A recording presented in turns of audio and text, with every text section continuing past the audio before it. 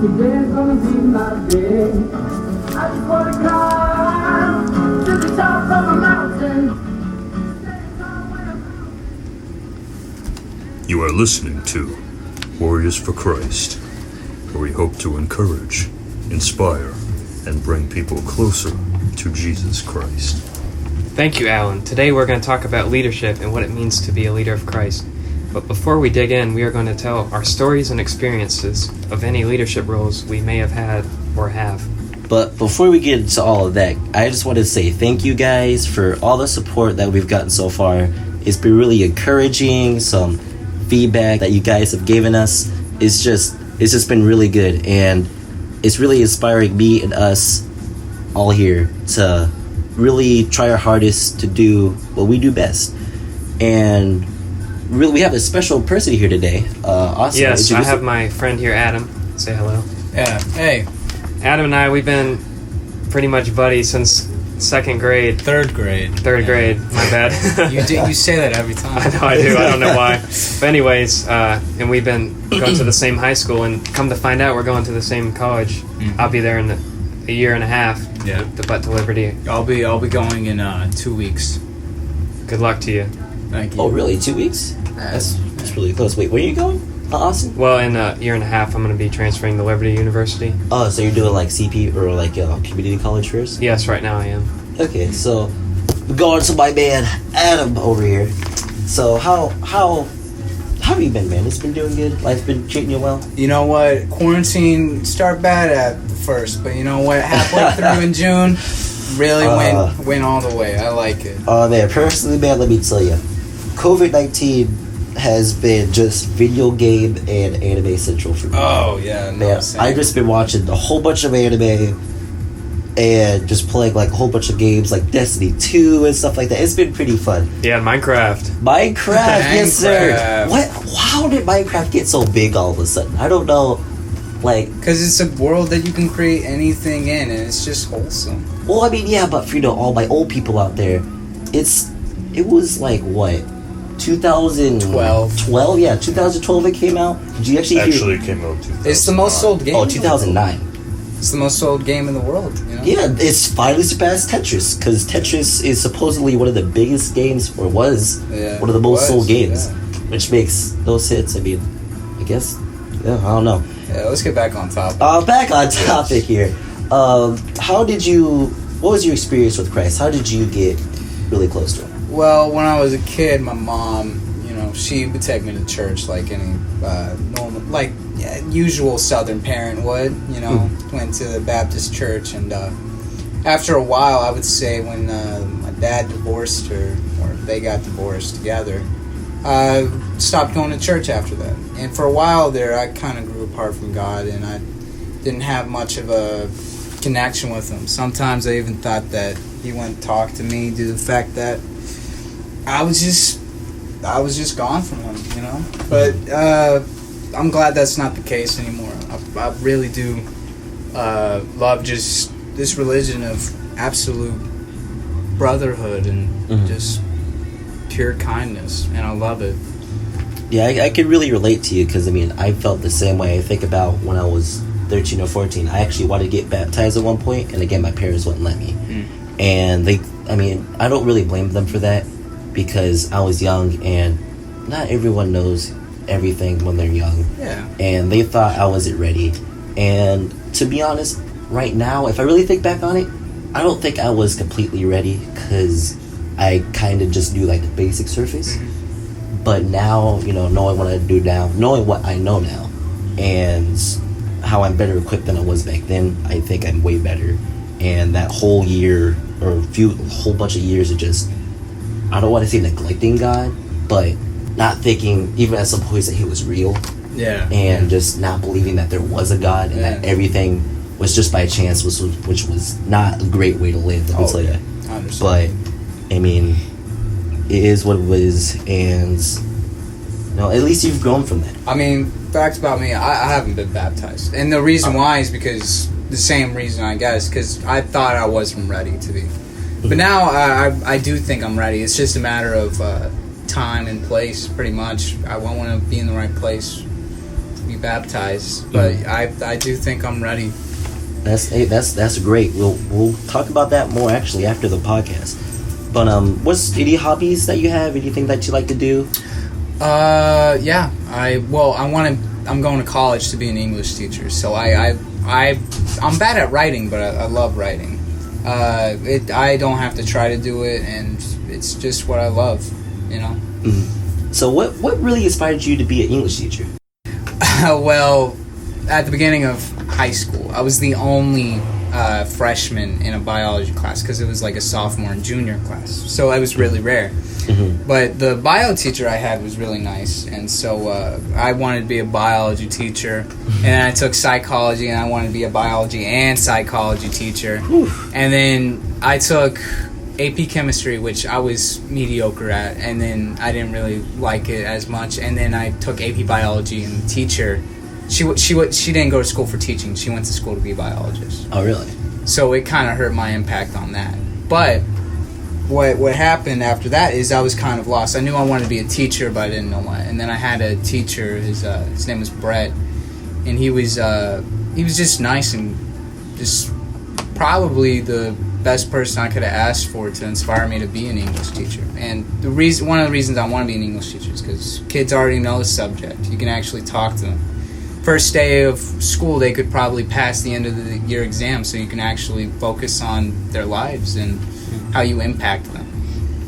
And when I was applying to Liberty, they asked me how could you they want to create Christ-focused leaders, so how could you apply your degree to do that? And so in school, it's not, you can't quite teach the Bible like you could have. And then I just explained, well, you don't have to teach exactly the Bible to teach the ways of Christ. You can choose any form of literature you want, and there's going to be some teachings along the lines of Christ and other leaders today that we're going to talk about. You mean elements? Yeah, no, elements. It don't like themes. Yeah, themes. It doesn't matter. But actually, before we start, Alan, I don't know what you're doing. Wait, what do you want to do for college? I never asked you. I just wonder, if you're going to college or anything, and learn more about you. Well, actually, I'm also starting August 17th, Adam. And I'm the 20th. Yeah. I'm going to Martin Community College online. I'm going to do IT, network management. That's cool. Ooh, okay, IT. Well, for me, I'm doing graphic design because there's a whole story back then. When I was younger, I think I was 6 or 7. My first ever game was Halo. The Halo Combat Evolved. That was my favorite game as a kid. I loved that. Yeah, Halo was my first shooting game too. Halo was just such a great game, and the reason I say that is because, I actually want to go to graphic design for gaming, and I want to bring that joy, or want to give people that joy, like I was when I was a kid. I wasn't the most sheltered kid, but I was pretty sheltered. But I had fun off of video games, including now with quarantine and stuff like that, and not be able to go places you want to. It's really important that we have to stick together, stay safe, stay home. And video games are a way to connect with people, to meet, new friends through video games. So gaming is really a very important aspect of my life, and being able to be able to design those type of things and actually bring that type of joy to people, like the people before me gave them, it would be just amazing. That's honestly why I want to be a graphic designer. But Austin, what do you want to be, Austin? What do you want to do? I'm still don't know yet, but I'm in that place where I was interested in being a pilot, and I know that Liberty they offer a good aviation program there. Mm-hmm. And then I enjoy playing the saxophone, so I don't know if I want to go into the music degree or anything or not. Yeah, you still got time. You still have a lot of time left. Even doing all the production stuff at church, I might want to go in the filming stuff or doing the audio. Get your required classes out of the way. Figure it out. Oh yeah, because that's what I'm doing first. Associate's degree. Let me tell you, man, those required classes are they're really boring. Let me tell you what. I finished up the last of mine. I think I just need a math class and a few other classes. I get my associate's degree, and it's been a little while. So, hey, you still got time. No need to rush. Look at that shirt you got there. It's looking kind of nice. Oh, thank you, man. It's Kobe Bryant. And Kobe Bryant was, I would want to say, a really big role model in my life, and I saw him as a leader. And I think a lot of people, when he died, it was very upsetting. And I just think, man, like the stuff he's done, his work ethic, everything, I want to talk about that more. But that's actually what we're talking about today, is leadership. And Adam, who would you pick to be, like, what leadership skills do you have? What kind of stuff have you experienced being a leader? What's your story? I would say sometime around when I was 14 and 13, I volunteered at the local YMCA, and I was pretty much a counselor there. Which sometimes counselors wouldn't even be counselors. They let the volunteers all do the work. Like, I had days when counselors would just leave kids alone with me the entire day, which, you know, I was experienced enough to actually follow through with my job and, just take care of them. Also, when I was a part of the marching band with Austin here. Sure. And, let's see, sometime around my sophomore and junior year, I decided to try and go out for the leader position in my section. I didn't get it, but it's not what happened. But the person who did get it, I guess thankfully, but not really, they chose to practice their music and their technique the entire time. So she didn't really want to teach the kids anything. She didn't want to go out and actually help them with their parts and things like that. Which, whenever I said, like, oh, well, you got to go out and you've got to teach these kids how to play their parts because they don't know. You got to catch them up with you. And she would just say, you do it. And, you know, I'm actually a little glad she said that, due to the fact that I made probably so many friends and so many kids, you know, middle schoolers and high schoolers alike. I met them and I got to teach them just amazing things that they could do. Which, you know, I wasn't too good at my section, which was percussion, but I was, I did what I could. And I really did help as much as I could, more than than there. But in that fact, I really was more of a leader than who was in charge. Right. Yeah, but she probably just wanted to go because she would have the title. Yeah, well, it's not most people, when they think of a leader, they think of, you know, big, strong, tall, someone who can command, has authority, which you don't need authority to be a leader. You don't need some opportunity or some big thing in your life to say, oh, well, now I've got to go out and do this. No, you can sway things in your own right to be good, and you can change things for the better, and you don't need any bit of authority to do that. Well, really, the key is, what type of authority are you doing? Are you doing authority through the medium of fear? Like you're going over there. You gotta get judged. Positive and negative reinforcement. Or is it the authority that's like Jesus' authority? He was still an alpha male, but it was a different type. It was more of a servant leadership model. You gotta see people as equal.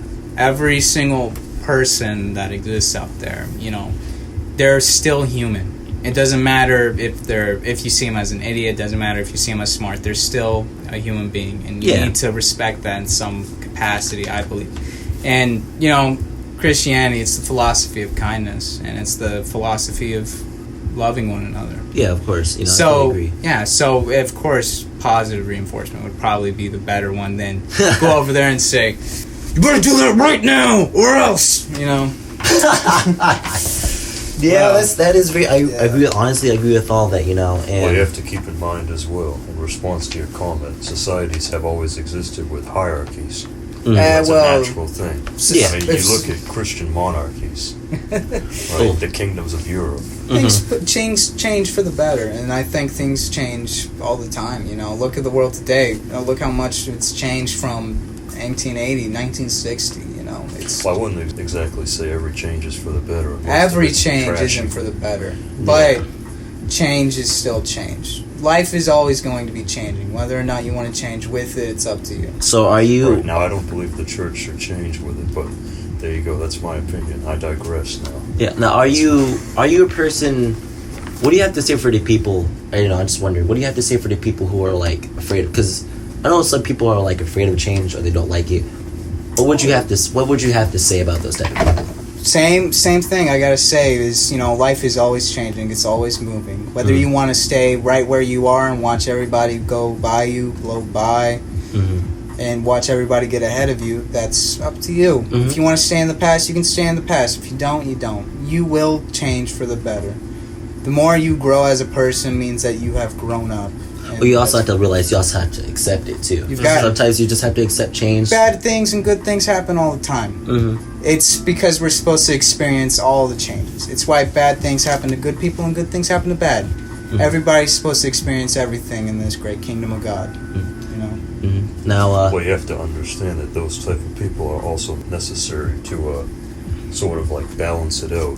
They make it an integral part of society. Everything's got balance. That's basically the definition of conservatism, is resisting extreme change. Extreme, specifically negative change. But perfectly balanced as all things should be. Oh, Thanos up in here. Yeah. But I understand what you're coming from, and I understand all the politics. But for me personally, I'm very indifferent about a lot of subjects. So for me, if things change, things change. I think that mass majority chooses most things, and I think mass majority is for the betterment of mass majority. Yeah. Okay, well there I kind of do disagree with you, but I mean this is kind of turning into a it's turning into a different discussion. Yeah, let's get back Brandon, on topic. we want to hear about your leadership? Yeah, let's go. Your leadership. roles. Oh, we're talking my leadership skills now. Okay. So, for me, my past a little different. I wouldn't say I was much of a really big leader until, I didn't see myself as really one until I was like about 15, when I started around swimming. And swimming has been a big part of my life for 5 years now, 6 years now. And my big thing was being a coach. And I would have, as you guys know, I want to go professional after college. But really kind of just listening to a coach. Coaches are supposed to be that guy that can help you do what you need to do, be there for you, help you through some stuff. If you have personal issues, they can help you through that. My coach, shout out to Coach Kev, he's really helped me be a better person, and I really look up to him. And I honestly wanted to be that type of guy. So last year, from the YMCA down over here, I actually was a coach. I coached there for a little bit. And, I didn't think much of it, but, parents just complimented me, say, hey, you're good with the kids and stuff like that. And, I really took that to heart, because I don't want to say I think low of myself or anything like that. I don't have low self-esteem in the slightest, but kind of just being there with the kids, helping them through some stuff, getting them trained up, it just helps you up for me, because I can relate. Because back in the day, I didn't used to be the fastest swimmer out there, and even just non-swimming related stuff. Actually, this has to do with gaming side. I had a class, I can't remember, it was like game art design, something like that. And one of the things we had to do is we had to choose a leader, and we had to basically not really do what the leader said, but the leader was the guy who you went through. So anything that you said, hey, the game has to be like this, blah blah blah, whatever. And just the way, I kind of lost my train of thought there, my bad. But just leadership for me is really just about not really taking command or anything like that, but showing people. It's really hard for me to explain. It's really just be a person you can look up to. Yeah, like just being somebody who is where people strong, people can trust who you can trust, who you can rely on, and that's really my version of leader. Because even with this world today, it's not in the best spot. It's not in the best light. But those small people who can just do the right thing, who can just bring change, like Adam said.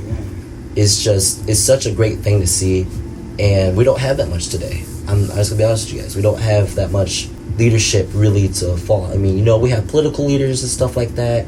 I'm not going to get the political stuff because that's the whole canon itself. But that's really my experience, really, with leadership. What about you, Austin? All right. Well, I'll start out with this. At church, I've been running like the production, like the graphics and lights and sounds, and I've been doing that on Sundays, and I've also started doing that on Wednesdays, like out of my own like will. I just told Eric, I said, hey, I know how to run everything. We could play our messages in there. And then I did eventually start bringing other people where I can get them involved and help. Even my dad, kind of like where I just share like what I've learned with them, and they can learn, and they even teach me some stuff sometimes that I don't know. And then even also, I've just like Adam, I've been I volunteered at the Y with him when we were like 14-ish. Yeah. But then I didn't stick with being a counselor. I became a lifeguard instead. So you counselors got it hard. I'm sorry, I had to say that. You counselors have it all. And the lifeguards get paid more. Lifeguards get paid. I forget how much the lifeguards get paid, but like they get paid $9. Yeah, they get paid a lot more than the counselors do. And that's saying, man, I could not do that kind of stuff. I could be a coach, but I can't be a counselor. Woo, man. Yeah. I'll tell you what. And also this past year, I was the saxophone section leader, just like Adam. I had to make sure they knew everything with their music and their marching techniques and stuff. I kind of made it fun too, like we'd play fun pieces, just like You Got a Friend in Me. Oh, that's my favorite. That's Yeah. my song. Should be fun. Yeah, like I would say, like we worked hard and then we had fun. Yeah, that's the most important thing. Have fun while you're doing Work it. hard, 'cause- play hard. Yeah, work hard, play hard. You know, or sometimes you can do it both. A little bit of both. I like to do a little of both. But Alan, what is your kind of experience being a leader? All right, well, first off, whoever's listening to this, I know we don't have a video feed, so you can't see what I'm doing. But anyways, Austin, this is an epic pen. Yes. I was over here trying to be a manager, and I was over here, like, creating the outline of this script while they were talking about random things. So, first off. Thanks for calling us out.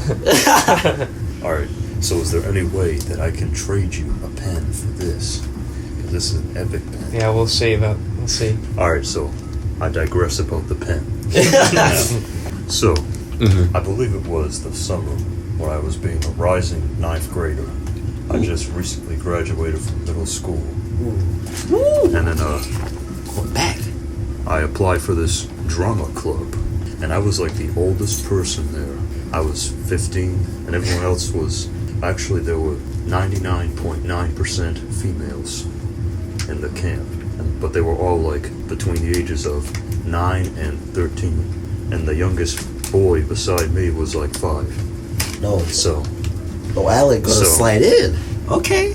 So when I went to go get my role for the drama club, because the whole point of that is to produce a play so your parents can watch it at the end of the week.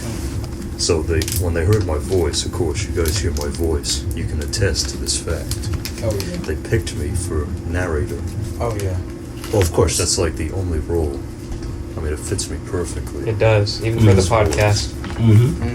Some other girls that were like 13, Oh yeah. Listen to that deep they voice. said, I really don't understand how you couldn't have got any other role besides narrator. Like, it wasn't even possible. But anyways, I digress about that. So the leadership comes in, basically, because they were all younger kids. I basically was like a role model, especially for those young boys that were like 5. I mean, one of them came and was like, oh, you are my favorite peer, sort of. I don't know exactly what you would call it in the summer camp, the peer. Yeah. And then he took a picture with me. Of course, he was short, 5. And I was like, Obviously. Giant. there you go. That's an example of the servant leadership that Jesus, remember Jesus in the Bible, talked about humbling yourself Yes. like children when he was in Jerusalem after he rode in on the donkey. You know, He had hearing the kids gathering around him. hearing about that kid taking pictures, it takes me back. I did a lip sync battle with all the little middle schoolers Oh, that yeah. I taught. We won that year because this guy, not because of the section leader wanted to do Devil Down to Georgia, but I chose majority vote, and we did Bohemian Rhapsody, and we won big time. Yeah, that was awesome It performance. was we beat Austin bad. Oh, Yeah, we did the, bringing up old Song wounds for now. like Milan or something. I Yeah. forget the name of it. It was the Let's Get Down to Business song they did. Let's get down to business. Yeah. Listen, he should have done it Andrea Bocelli's opera. That would've Oh, destroyed I'm just it. gonna that would have destroyed share that. some things I've learned about leadership.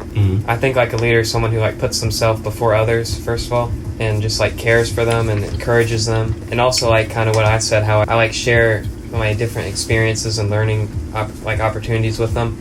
It's kind of like passing your salt to others. Yeah. Like that's what we talked about at youth one time, and this verse I just looked up from Matthew 5:13. It says, "Let your light shine before others so they may see your good works and give glory to the Father who is in heaven. Meaning, like, you have to put others before yourself and share your experiences, like I said. And just like the song we played in the intro, it's called I Just Want to Shine by the Fizz and Tantrums. I don't know. I think I agree with that your light shine before others. So that's what I was trying to say before. You kind of want to be that role model. Like, again, like Kobe was to me. You want to try and inspire others to do the right things and not go on a bad path. You know what I'm saying? That's what I was really trying to get at earlier. I just couldn't find the words.